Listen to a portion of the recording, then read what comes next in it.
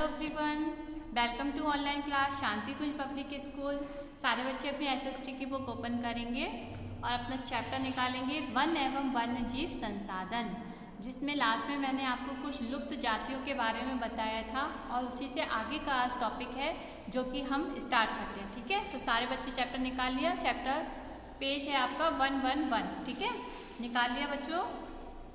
चलिए, लुप्त जातियाँ ये ऐसी जातियां हैं कि जब इनके रहने के आभासों में इन्हें खोजा गया तो ये अनुपस्थित पाई गई। ठीक है, ये उपजातियां स्थानीय क्षेत्र, प्रदेश, क्षेत्र, महाद्वीप या पूरी पृथ्वी से ही लुप्त हो गई हैं। ऐसी उपजातियों में एशियाई चीता है, गुलाबी सिर वाली बत्तख सम्मिलित है। यानी कि एशियाई जो चीता है और गुलाबी सिर वाली जो बत्तख है वो पूरी तरीके से अब लुप्त हो चुकी है। ये देखिए, उसकी पिक्चर्स दी हुई हैं, पहले की हैं पिक्चर्स, इसलिए ब्लैक एंड वाइट है। ये देखिए, ये है आपका, यहाँ पर दिया है कर्नाटक में पाए जाने वाले हेट्रोमीटरस कॉन्डेनिसेस, ये लुप्त हो चुका है। पश्चिमी घाट के दक्षिणी भाग में पाया जाने वाला ऑर्कलैंडा और आपका टाइनकोरिया गैम्बल, जिसका उपयोग चटाई व टोकरी बनाने में किया जाता था, ये ठीक है, ये भी अब नहीं है। ये है आपका एम्बिका राइवीज, यानी कि कच्चे फलों वाला संकटग्रस्त औषधीय लता। ठीक है, तो ये जो है ये बिल्कुल लुप्त हो चुकी है। ये संकटग्रस्त जातियाँ थी जो कि पूरी तरीके से जो है आपके लुप्त हो गई है। ठीक है, अब है आपका औद्योगिकरण और बड़ी बड़ी विकास परियोजनाओं ने वनों को बहुत नुकसान पहुंचाया है, क्योंकि सन 1952 से नदी घाटी है परियोजनाओं के कारण 5000 वर्ग किमी से ज़्यादा वन क्षेत्रों को साफ करना पड़ा है और ये प्रक्रिया अभी भी चालू है। मध्य प्रदेश में जो है आपका 4 लाख हेक्टेयर से अधिक वन क्षेत्र नर्मदा सागर परियोजना के पूरा हो जाने से जलमग्न हो गया, तो वनों की बर्बादी में खनन ने भी अहम भूमिका निभाई। पश्चिम बंगाल में बक्सा टाइगर रिजर्व डोलोमाइट के खनन के कारण गंभीर खतरे में है। इससे कई प्रजातियों के प्राकृतिक आवासों को हानि पहुंचाई है और ये जो कई जातियां जिसमें भारतीय हाथी भी सम्मिलित हैं के आगमन को बाधित किया है, यानी कि आने जाने के जो आना जाना जो था उसको बाधित किया है। बहुत से वन जो है अधिकारी और पर्यावरणविदों का ये मानना है कि वन संसाधनों की बर्बादी में पशुचारण और ईंधन हेतु लकड़ी कटाई महत्वपूर्ण भूमिका निभाती है। देखिए, वन अधिकारी पर्यावरण अगर ये मानता है कि जो संसाधन की जो बर्बादी हो रही है, ठीक है, तो उसमें सबसे ज़्यादा पशुचारण, यानी कि पशुओं को छोड़ दिया जाता है, पशुओं के चारे के द्वारा उसकी बर्बादी हो रही है। दूसरा, ईंधन के लिए जो है लकड़ियाँ काटी जाती हैं, पेड़ काटा जाता है, तो उससे जो है वनों को जो है ज़्यादा काटा जा रहा है, वो बर्बाद हो रहे हैं। इनमें कुछ सच्चाई हो सकती है, परंतु चारे और ईंधन के लिए लकड़ी की आवश्यकता जो है पूर्ति मुख्य रूप से पेड़ों को जो है काटने के बाद ही होती है ना, टहनियाँ काट कर की जाती है, ना कि पूरा पेड़ काट कर। क्योंकि अगर हम ईंधन के लिए जो लकड़ियाँ लेते हैं, अगर कहा जाए तो हम उसकी लकड़ियाँ का जो टहनी होती है पेड़ों की उसको काटते हैं, है ना, क्योंकि पतली पतली होती है, सूखी हुई होती है, पूरा पेड़ तो नहीं काटते हैं और ना कि पूरे पेड़। लेकिन वन पारिस्थितिकी तंत्र देश के मूल्यवान वन पदार्थों और खनिजों और अन्य संसाधनों के संचय को, जो कि तेजी से विकसित हो रही है, औद्योगिक शहरी अर्थव्यवस्था की मांग की पूर्ति की काफ़ी अहम है। ये आरक्षित क्षेत्र भिन्न भिन्न लोगों के लिए भिन्न भिन्न महत्व रखते हैं और विभिन्न वर्गों के बीच संघर्ष के लिए अनुकूल परिस्थितियाँ उत्पन्न करते हैं। ठीक है, अभी देखिए कुछ पिक्चर्स दी हैं, जैसे कि आपकी ये शांति घाटी के मुखली नर्सरी में आदिवासी युवतियाँ जो हैं बांस के पौधे लगा रही हैं। ठीक है, और ये आपकी कुछ पिक्चर्स है सूखी पत्तियों को एकत्रित करती हुई आदिवासी महिलाएं, जो पत्ते होते हैं ना वो जो सूखने के बाद नीचे गिर जाते हैं, काफ़ी ढेर हो जाता है, तो उन पत्तों को इकट्ठा करती हैं।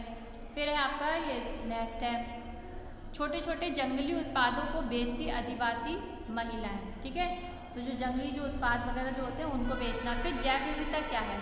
जैव विविधता जो है जीव मंडलों में पाए जाने वाले जीवों की विभिन्न जातियों में पाए जाने वाली विविधता है, यानी कि हमारा जो जीव मंडल है उसमें विभिन्न प्रकार की जातियाँ पाई जाती हैं, जैविक यानी कि जीवित। ठीक है, तो भारत में जैव विविधता को कम करने में वन्य जीव के आवास का विनाश, जंगली जानवरों को मारना, शिकार, पर्यावरण प्रदूषण, विषाक्तीकरण, दावानल के कारण सम्मिलित है। लेकिन पर्यावरण विनाश के अन्य महत्वपूर्ण जो कारण हैं, संसाधनों का असमान बंटवारा, उनका असमान उपभोग, यानी कि ज़रूरत से ज़्यादा उनको बांट देना, ज़रूरत से ज़्यादा उनका उपभोग करना और पर्यावरण के रखरखाव की जिम्मेदारी में भी असमानता सम्मिलित है।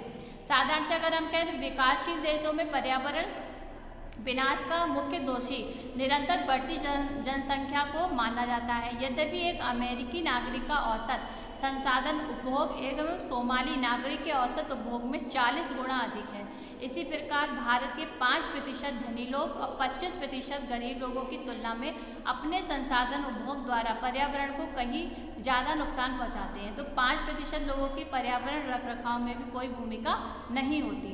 तो बात यहाँ पर ये आती है कि कौन क्या कहाँ से और कितने उपभोग कर रहा है ना। तो अगर ये देखिए यहाँ पे आपका क्रियाकलाप दिया हुआ है, फिर नेक्स्ट है आपका ये देखिए, जैसे कि क्या आपने अपने आसपास ऐसी गतिविधियों को देखी हैं जिसमें जैव विविधता कम होती है।